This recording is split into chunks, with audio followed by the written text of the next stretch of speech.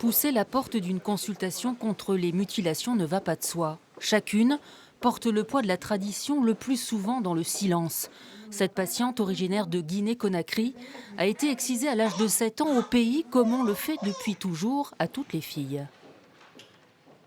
On nous avait fait entrer dans les toilettes et c'est là-bas qu'on nous a excisés. Il n'y avait même pas d'anesthésie. D'accord.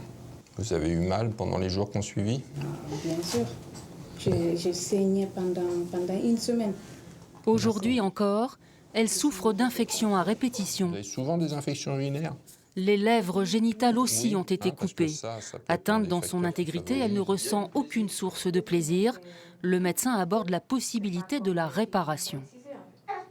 L'exciseur ou l'exciseuse ne coupe que la partie très superficielle du clitoris.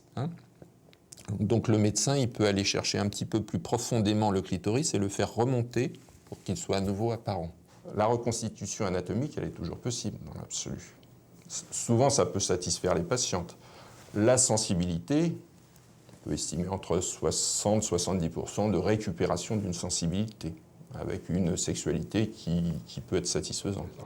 Autre point fondamental abordé pour arrêter la spirale de l'excision, quelle sera l'attitude de cette patiente pour sa propre fille? C'est ici quand même que j'ai pris ma grossesse et c'est ici que j'ai accouché. Et je sollicite à la France de me donner la protection vraiment pour ne pas que je rentre au pays. Et ma fille subisse aussi les mêmes faits que j'ai subis.